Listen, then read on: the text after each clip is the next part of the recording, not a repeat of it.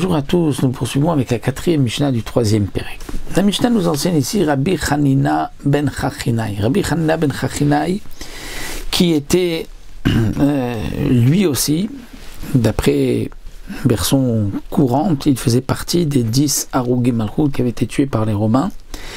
Et Rabbi Hanina ben Chachinai, qui donc a vécu à l'époque de la destruction du Beth Amikdash, ou peut-être même, d'après certains, 2 générations après la destruction du Beth Amikdash, puisqu'il était ami de Rabbi Shimon bar Yochai. Rabbi Hanina ben Chachinai dit Aneor balayla, celui qui est réveillé la nuit, Ve'ame'alech baderech yechidi, et celui qui marche, qui est en chemin yechidi tout seul, Ve'amefane libo levatala, et il fait pencher donc il libère son cœur levatala vers des choses futiles, arezé mitrayev ben nafsho, c'est-à-dire il se met en danger.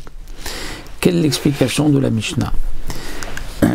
Le Barthénoura nous dit celui qui est réveillé la nuit, ou celui qui marche tout seul et qui mefané les botas, c'est-à-dire qu'il pense à des futilités, il est mitrayev ben nafsho, il se met en danger, parce que la nuit est un moment où il y a des mazikim, donc des démons, des anges maléfiques qui peuvent faire du mal à l'homme.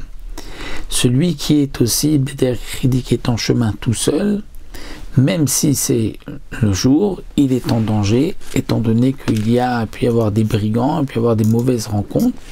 Donc si il pense à des divrei Torah à ce moment-là, la Torah va le garder. Mais s'il pense à des futilités, et qu'il est méfané, libo levatala, à ce moment-là, la Torah, puisqu'elle n'est pas là pour le garder, donc il se met vraiment en danger.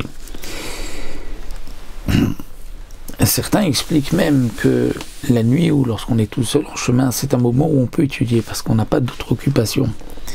Et donc celui qui, à ce moment, justement, n'étudie pas la Torah, il est mitrayev ben nafsho, puisque c'était un moment qu'il aurait pu donc utiliser, profiter de l'occasion pour pouvoir rajouter dans son étude de la Torah.